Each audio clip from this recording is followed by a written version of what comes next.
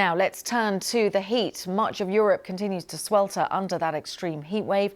German Weather Service has recorded temperatures exceeding 41 degrees on Friday. France, music festivals, street parties, including Paris Pride, had to be cancelled, and the sale and public consumption of alcohol in the French capital is being limited. The Netherlands, well, their public transport in the southeast of the country had to be partially suspended because electric buses could not be charged. And for the first time in its history, the Dutch Weather Service issued a red alert because of the heat. Well, I'm very pleased to say we're joined by our weather presenter, Elizabeth Rizzini, who's been monitoring this for us. I mean, we've been seeing this sweep across from the UK into Western France. What's it doing now?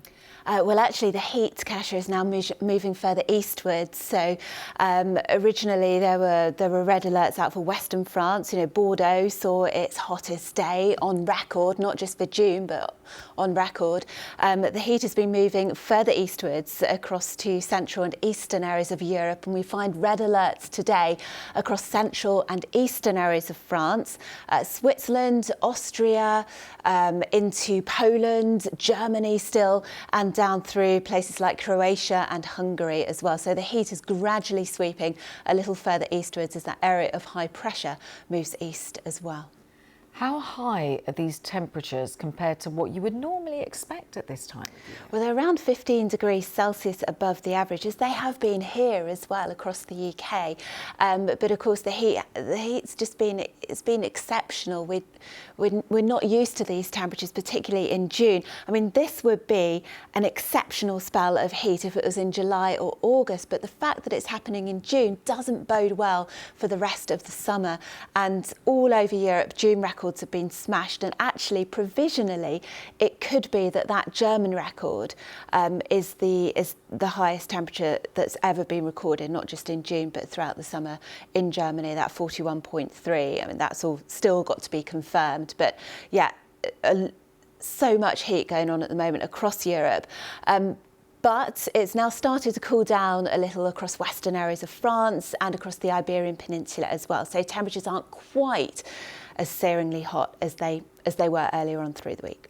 And we hear about this heat dome, which kind of the high pressure then traps the hot air and it doesn't escape. Is that kind of one of the reasons why we're experiencing this so intensely? Yes. That's absolutely correct. So there's an area of high pressure, and it's just towards the east of the UK at the moment. So we're drawing in this southeasterly wind that's part of the problem. So the air is coming from the south. But what happens is, as the air sinks, then it becomes compressed and it heats even further. So there's been a lot of sunshine across Europe, across the UK as well.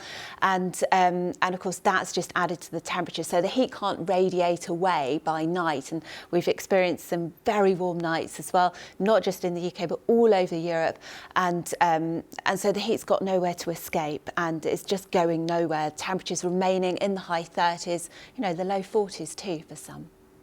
Elizabeth, thank you so much for talking us through that. Elizabeth Rizzini there from the BBC Weather Centre. Thank you for keeping an eye on that and just explaining the reasoning behind it as we continue to watch that live shot of Paris. Temperatures there across Western Europe are going down somewhat, a little bit of respite, but that hot air, that intense pressure, that high pressure moving eastwards across Europe.